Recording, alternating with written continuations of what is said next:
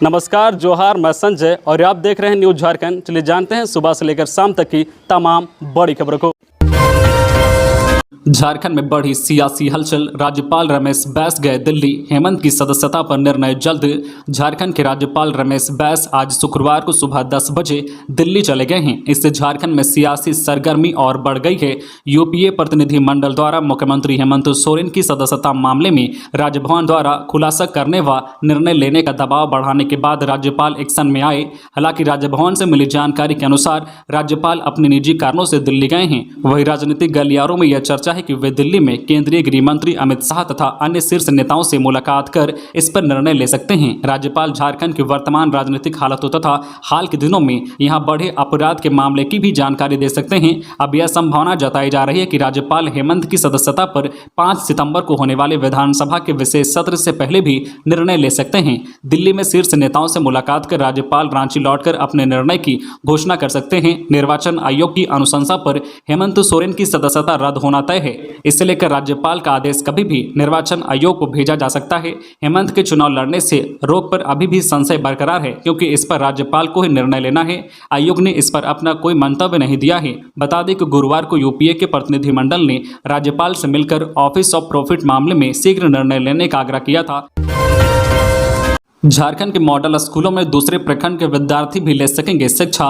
झारखंड की हेमंत सोरेन सरकार ने सियासी उथल पुथल के बीच कल के हुए कैबिनेट बैठक में कई बड़े फैसले लिए हैं, जिनमें से एक मॉडल स्कूल में दूसरे प्रखंड के बच्चों की पढ़ाई के संबंध में था। दरअसल राज्य में संचालित 89 मॉडल स्कूलों में छात्रों की सीट खाली रह गई। इसे देखते हुए सीटों पर नामांकन के लिए प्रतीक्षा सूची तैयार करने के प्रस्ताव पर मंजूरी दी गई। प्रतीक्षा सूची से नामांकन करने व विद्यालय प्रबंधन समिति और जिला स्तर पर गठित समिति द्वारा योग्य छात्रों का नामांकन के लिए अनुशंसा करने पर भी सहमति प्रदान की। बता दें कि वर्तमान में संबंधित प्रखंड के ही बच्चों की विद्यालयों में एडमिशन की अनुमति थी। इससे लगभग 50% सीटें खाली रह जा रही थी। अब स्कूलों के निकटतम प्रखंडों के बच्चे भी नामांकन ले सकेंगे। झारखंड हाईकोर्ट का आदेश, रुपेश हत्याकांड की जांच करेगी सीबीआई। झारखंड हाईकोर्ट ने चर्चित हजारीबाग के बरही रुपेश हत्याकांड की जांच का जिम्मा सीबीआई को सौंप दिया है। मामले की सुनवाई के दौरान सभी पक्षों को सुनने के बाद अदालत ने जांच की स्थिति को देखने के बाद इस मामले की जांच की प्रगति संतोषजनक नहीं पाया। अदालत ने यह माना है कि जांच जिस तरीके से होनी चाहिए थी वह नहीं हुई है, इसलिए जांच का जिम्मा सीबीआई को सौंप दिया है। झारखंड हाईकोर्ट के न्यायाधीश संजय कुमार द्विवेदी की अदालत ने इस मामले पर सुनवाई की। याचिकाकर्ता के अधिवक्ता ने अदालत से गुहार लगाई कि रुपेश हत्याकांड मामले की जांच ठीक से नहीं की जा रही है, इसलिए इस मामले की जांच स्वतंत्र एजेंसी सीबीआई से कराई जाए। वही राज्य सरकार के अधिवक्ता ने सीबीआई जांच का विरोध करते हुए कहा है कि जांच ठीक से चल रही है, शीघ्र ही जांच पूरी कर ली जाएगी। अदालत ने दोनों पक्षों की दलील सुनने के बाद जांच का जिम्मा सीबीआई को सौंप दिया है। खबरों में आगे बढ़ने से पहले आपसे रिक्वेस्ट है कि अगर आप चैनल को सब्सक्राइब नहीं किए हैं तो प्लीज चैनल को सब्सक्राइब करके बेल आइकन प्रेस कर दे, जिससे आपको झारखंड की हर छोटी बड़ी खबर का अपडेट आप तक पहुंचता रहे। चलिए बढ़ते हैं खबरों की ओर। राष्ट्रपति से मिले कुणाल, रथ यात्रा पर की राष्ट्रीय अवकाश घोषित करने की मांग। भाजपा के प्रदेश प्रवक्ता व पूर्व विधायक कुणाल सांडकी ने शुक्रवार को नई दिल्ली में राष्ट्रपति द्रौपदी मुर्मू से शिष्टाचार भेंट की। इस अवसर पर कुणाल ने राष्ट्रपति से अनुरोध किया है कि भगवान जगन्नाथ की रथ यात्रा को राष्ट्रीय अवकाश के रूप में अधिसूचित किया जाए। करोड़ों भारतीयों की आस्था का पर्व रथ यात्रा सिर्फ ओडिशा ही नहीं पूरे देश में और विदेशों में रहने वाले भारतीय मानते हैं। साथ ही कुणाल सांडकी ने राज्य में महिलाओं के साथ लगातार हो रहे अत्याचार और हिंसा की घटनाओं पर संज्ञान लेकर कठोर कार्रवाई करने का भी आग्रह किया। उन्होंने कहा है कि सरकार विधि व्यवस्था संभालने में पूरी तरह से फेल है। झारखंड में राज्य महिला आयोग अध्यक्ष का पद 2 साल से खाली है। कई थानों में महिला कोषांग पूरी तरह से ठप है। इससे सुदूरवर्ती ग्रामीण इलाकों में महिलाओं से जुड़े उत्पीड़न के मामले की सुनवाई नहीं हो पा रही है। उन्होंने राष्ट्रपति से इस विषय पर संज्ञान लेने का अनुरोध किया। विशेष सत्र 5 को विश्वास प्रस्ताव संभव। राज्य में पिछले एक सप्ताह से जारी सियासी संकट के बीच झारखंड विधानसभा का विशेष सत्र 5 सितंबर को आहूत किया गया है। मुख्यमंत्री हेमंत सोरेन की अध्यक्षता में गुरुवार को राज्य कैबिनेट की बैठक में यह फैसला लिया गया। हेमंत सोरेन की विधानसभा सदस्यता को लेकर राजनीतिक उहापोह के बीच माना जा रहा है कि महागठबंधन सरकार इस दौरान विश्वास प्रस्ताव पेश कर सकती है। साथ ही सदन में राज्य के वर्तमान राजनीतिक घटनाक्रम, हॉर्स ट्रेडिंग की आशंका के बीच सियासी घमासान, संवैधानिक संस्थाओं की भूमिका, स्थानीय नीति के साथ एसटी, एससी व ओबीसी का आरक्षण बढ़ाने जैसे विषयों पर चर्चा कराई जा सकती है। डंपर ने बाइक सवार को रौंदा, मौत। ग्रामीणों ने विरोध में सड़क पर लगाया जाम। धनबाद के मैथन ओपी क्षेत्र अंतर्गत मैथन सिरामिक मेन गेट के समीप शुक्रवार की सुबह डंपर ने बाइक सवार युवक को रौंद दिया, जिससे उसकी मौके पर ही मौत हो गई। ग्रामीणों ने मुआवजा और कार्रवाई की मांग को लेकर सड़क जाम कर दिया। ट्रक में तोड़फोड़ भी की गई। सूचना पर पहुंची पुलिस ने लोगों को समझा बुझाकर सड़क से जाम हटाया। मृतक की पहचान शिवलीबाड़ी अंसार मोहल्ला निवासी 25 वर्षीय बिट्टू अंसारी के रूप में की गई है। कॉमर्शियल रसोई गैस सिलेंडर सस्ता। अंतर्राष्ट्रीय बाजार में कच्चे तेल और गैस की कीमतों में कमी को देखते हुए तेल कंपनियों ने रसोई गैस के कॉमर्शियल गैस सिलेंडरों की कीमतों में कटौती की है। हालांकि घरेलू रसोई गैस सिलेंडर की कीमतें फिलहाल नहीं बदली गई है। 19 किलोग्राम का कॉमर्शियल गैस सिलेंडर 91 रुपये 50 पैसे सस्ता हो गया है।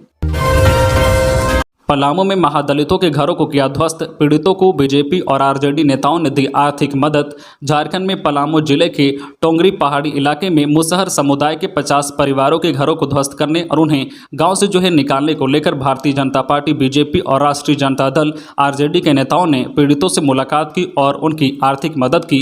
राजद के पूर्व विधायक राधाकृष्ण किशोर ने उन परिवारों से मुलाकात की जिनको गाँव को छोड़ने के लिए मजबूर किया गया था। उन्होंने जो प्रभावित परिवारों को 10-10 हजार रुपए की मदद की है। किशोर ने आरोप लगाया है कि स्थानीय प्रशासन परिवारों की रक्षा करने में विफल रहा। इसके बाद बीजेपी के पलामू से सांसद विष्णु दयाल राम के स्थानीय प्रतिनिधि ईश्वरी पांडे ने भी प्रभावित परिवारों से मुलाकात की और उन्हें 10-10 हजार रुपए दिए।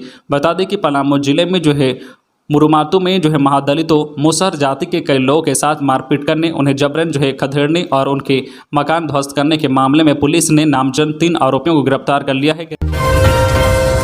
लोहरदगा में डोभा में डूबने से बच्चे की मौत, गांव में शोक। लोहरदगा जिले के केरो थाना क्षेत्र के सढ़ाबे गांव स्थित डोभा में डूबने से अमित उरांव 11 वर्षीय नामक बालक की मौत हो गई, जिससे गांव में शोक का माहौल बना है। बताया जाता है कि 1 सितंबर को अमित उरांव विद्यालय से घर लौटने के बाद अपने दोस्तों के साथ नहाने की बात कहकर घर से निकला, जिसके बाद वह काफी देर तक घर नहीं लौटा। जिसके बाद उसके स्वजन अमित की खोजबीन करने लगे, परंतु कहीं भी कुछ अता पता नहीं चला। इस बीच गाँव के डोभा में एक बच्चे का शव होने की जानकारी मिली, जिसकी सूचना शुक्रवार सुबह कैरो थाना पुलिस को दी गई। जिसके बाद कैरो थाना के एसआई धर्मेंद्र कुमार सिंह दलबल के साथ मौके पर पहुंचकर ग्रामीणों की मदद से शव को डोभा से निकलवाया और आगे की कार्रवाई करते हुए शव को पोस्टमार्टम के लिए सदर अस्पताल लोहरदगा भेज दिया।